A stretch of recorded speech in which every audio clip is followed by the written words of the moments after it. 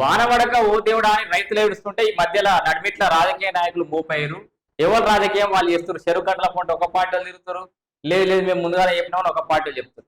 So ఏది ఏమైనా అన్నదాత ఇప్పుడు ఏమైనా పంచాయతీ ఉందంటే ఆ వానదేవునికి మనకి పంచాయతీ తప్పితే నడిమిట్ల ఈ నల్లికుట్లను రాణి ఎక్కువ ఒక ముచ్చట. ఇక దానికంటే ముందు కొంత ప్రణాళిక ఎట్లా సంసిద్ధంగా ఉండాలని చెప్పేసి కూడా ఒక వార్త మీ గురించి తీసుకొచ్చిన వర్షాల పైన సన్నగిలుతున్న ఆశలు అని చెప్పేసి వ్యవసాయ శాఖ మంత్రి తుమ్మల నాగేశ్వరరావు అట్లే వాళ్ళంతా ఏం చేశారంటే ఈ అత్యవసర ప్రణాళిక ఒకటి రూపొందించారు. సో మరి ఆ ప్రణాళికలు ఏమున్నాయంటే ఏ ఏ రాష్ట్రంలో ఏ ఏ జిల్లాలలో ఏ రకంగా వానలు ఉండే అవకాశం ఉంది, ఏ ఏ విత్తనాలు ఎప్పుడు వేసుకోవాలి, ఏ నెలలో ఏ విత్తనాలకు అనుకూలం అని చెప్పేసి అయితే మొత్తం వాళ్ళకి ప్రణాళిక రిలీజ్ చేశారు. దాన్ని అందరూ చదువుకోండి, చదువుకులతో చదివించుకోరి. ఆ ప్రణాళికకు అనుగుణంగా మనం ముందరికి పోతే ఏమన్నా ఈసారి ఏమన్నా గట్టెక్కుతాం.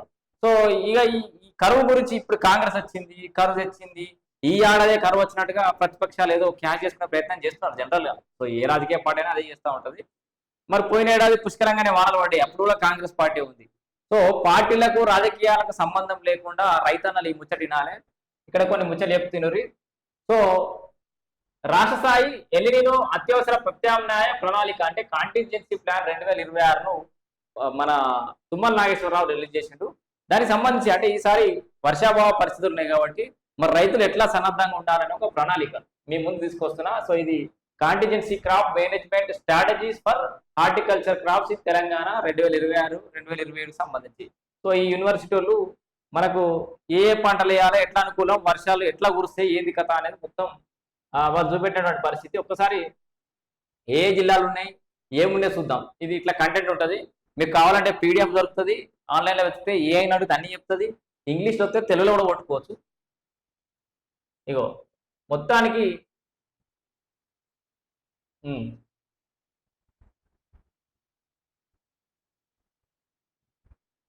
Seasonal outlook. సో ఈసారి వర్షం ఎట్లుండబోతుందో ఒకసారి మీరు మ్యాప్ను కూడా చూడొచ్చు. ఇక్కడ ఇగో ఈ కలర్ అంతా బిలో నార్మల్ రెయిన్ఫాల్. ఇవన్నీ అంటే వికారాబాద్, మేడ్చల్, రంగారెడ్డి, యాదాద్రి, మహబూబ్నగర్, నల్గొండ, సూర్యాపేట, నారాయణపేట, వనపర్తి, నాగర్ కర్నూలు, గద్వాల ఇవన్నీ బిలో రెయిన్ఫాల్, చాలా తక్కువ వర్షపాతం ఉండే అవకాశం ఉంది ఈ కలర్ లో కనిపించేటి అన్ని.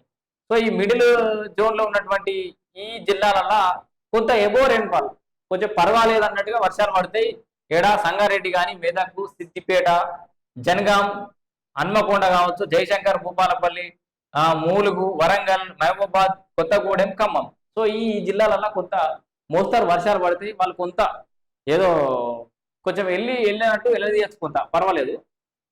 సో ఇక్కడ మనకు క్లియర్ గా రెయిన్ఫాల్ ప్యాటర్న్ ఎట్లా ఉంటుంది, బిలో నార్మల్, అబో నార్మల్, బిలో నార్మల్ క్లియర్ గా చేసి చూడు. నార్థన్ తెలంగాణ జోన్ లా ఒక 10 జిల్లాలు ఆదిలాబాద్, కొమరంభీం, ఆసిఫాబాద్, నిర్మల్, మంచిర్యాల్, నిజామాబాద్, జగిత్యాల్, పెద్దపల్లి, కామారెడ్డి, రాజన్న సిరిసిల్ల, కరీంనగర్. సో అక్కడ కూడా బిలో నార్మల్ గా వర్షాలు పడే అవకాశం ఉంది. ఇందాక వర్షాలు పడే జిల్లాలు చెప్పినా ఇక పడే జిల్లాలు కూడా ఇవి. ఇట్లా 3 రకాలుగా విభజించారు. మీ జిల్లాలలో వర్షం తక్కువ ఉన్న జిల్లాలు ఉంటే కొంత ప్రత్యామ్నాయ పంటల వైపు మల్లూరి దయచేసి. సో మీరు ఆ నాయకుడు ఈ నాయకుడు కూడా కూర్చుంటే, ఆ పాదయాత్రలు ఈ పాదయాత్రలు కూడా కూర్చుంటే మనకు అలాగే సమయం పోతుంది. ఏడ వర్షాలు పడుతుంది, ఏడ వర్షాలు పడతలేవు. మనం ఏం పంట ప్రత్యామ్నాయంగా ఏం చేయొచ్చు ఆలోచన చేసి ముందుకు కోరి మనకు ప్రకృతి ఇక దేవుడే దిక్కు మనకి. Delayed onset of monsoon, deficit rainfall, long dry spells, increase temperatures and heat waves, ఇవన్నీ అంటే వడగాల్పులు కూడా బాగానే వచ్చే అవకాశం ఉందట. సో మొత్తానికి reduced water availability in reservoirs and borewells. అదేంది బోర్ పొక్కలలో కూడా నీళ్ళు తక్కువైతే అట, రిజర్వాయర్లలో నిల్వలు ఉండేయట. సో కొంత దారుణమైన ప్రత్యేకమైన పరిస్థితులు ఏర్పడ్డాయి. ఏదో ప్రపంచంలో గ్లోబల్ వార్మింగ్ అంటారు చూడు, అట్లా ఏదో రకరకాల కారణాల వల్ల మొత్తానికి ఈసారి తెలంగాణలో వర్షాలు కొంచెం తక్కువ పడతాయి. పడే జిల్లాల లిస్టు కూడా చూపెట్టినా కొంత ఎబో రెయిన్ఫాల్ ఉండేటోళ్ళు కొంచెం జాగ్రత్తగా ఉండొచ్చు, పెద్ద ఇబ్బంది ఏముండదు.